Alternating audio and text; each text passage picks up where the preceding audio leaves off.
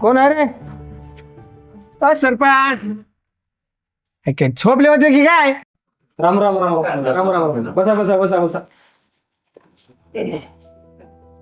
बोला, काय म्हणता? सरपंच, आंतरवलीहून आदेश आलाय, आपल्या सगळ्यांना मुंबईला जायचं आहे. त्याच्यासाठी गावागावात घराघरातून सगळे पोरे आलेत.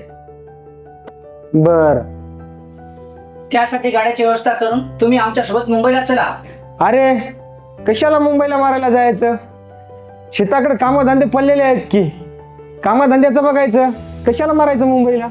असं केल्यानं कसं चालेल सरपंच? यामुळे तर आपला समाज पाठीमागे राहिला. जे आम्ही केलं ते तुम्ही करू नका, अशानं समाजाचं कसं होईल? बरोबर आहे तुमचं. मुंबईला लाखाने लोक चाललेत. आपण नाही गेले तर काय बिघडते का? मजा मागे तर तसे गावचे लई काम आहेत. सरपंच, आजपर्यंत तुम्ही स्वतःसाठी खूप काही केलं, आता समाजासाठी काहीतरी करा. ना ते जरांगी पडला तर व्हिडिओ दाखव बरं सरपंचाला.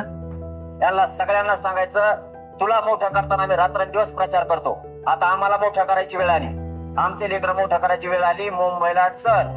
आणि एवढं सांगून जर ठेवून नाही आला, तुम्ही त्याला काही बोलू नका. तुम्ही फक्त नाव मला द्या. हे आला नव्हता, त्याचा बाजारात उठतो, त्याला पाळलं तर समजायचं. मान सरपंच, येता की आता मुंबईला? आपल्या गावातल्या सगळ्या गाड्या बुक करा. आपल्या गावातल्या सगळ्या पोरांना मुंबईला घेऊन जायचं मोर्चाला. चलो मुंबई, चलो मुंबई, चलो मुंबई. 29 ऑगस्ट रोजी आझाद मैदान इथे लाखोच्या संख्येने सर्व मराठा समाज बांधवांनी उपस्थित राहा.